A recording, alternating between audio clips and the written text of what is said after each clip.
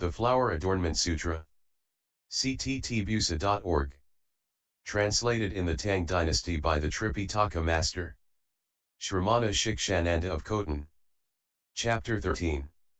Ascent to the summit of Mount Sumeru. At that time, due to the thus come one's majestic spiritual power, in all the world systems of the 10 directions, beings in the Jambudvipa in every set of 4 continents could see a thus come one seated beneath the tree. Accompanying each of them were bodhisattvas who relied on the Buddha's spiritual power and proclaimed the Dharma. Every being considered himself to be constantly in the presence of the Buddha.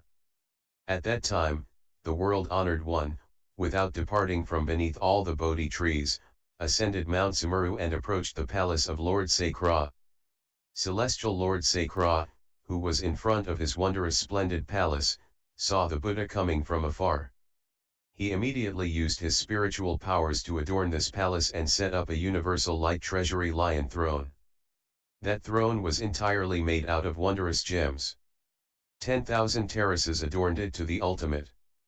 10,000 golden nets covered it from above. 10,000 kinds of curtains and 10,000 kinds of canopies encircled it in orderly array. 10,000 silken fabrics were draped upon it. 10,000 pearl necklaces everywhere interlaced. 10,000 garments were suspended above the throne. 10,000 gods and 10,000 Brahma kings surrounded it in front and behind. 10,000 lights illuminated it. When Lord Sakra had arranged the throne for the thus come one, he made a half bow, joined his palms, reverently faced the Buddha and said, "Welcome, world-honored one. Welcome, well-gone one. Welcome, thus come one, worthy one of proper enlightenment. I only pray that the Buddha will pity us and stay in this palace." At that time, the world-honored one accepted his invitation and entered the wondrous splendid palace. In all the worlds throughout the 10 directions, this happened exactly the same way. Then for Lord Sakra, due to the Buddha's spiritual powers, all the music in the palace spontaneously ceased. He himself recalled how in the presence of past Buddhas he had established all kinds of wholesome foundations in the Dharma, and so he spoke in verse. Kajyapa thus come one has great compassion, there is nothing more auspicious than this. That Buddha once entered this palace, therefore this place is most auspicious. Kanakmuni Buddha's vision is unobstructed, there is nothing more auspicious than this. That Buddha once entered this palace. Therefore this place is most auspicious. Krakachanda Buddha is like a golden mountain, there is nothing more auspicious than this. That Buddha once entered this palace, therefore this place is most auspicious. Visvabhu Buddha is free from the 3 defilements, there is nothing more auspicious than this. That Buddha once entered this palace, therefore this place is most auspicious. Seekan thus come one is free from discrimination, there is nothing more auspicious than this. That Buddha once entered this palace, therefore this place is most auspicious. Vipassana Buddha resembles the full moon, there is nothing more auspicious than this.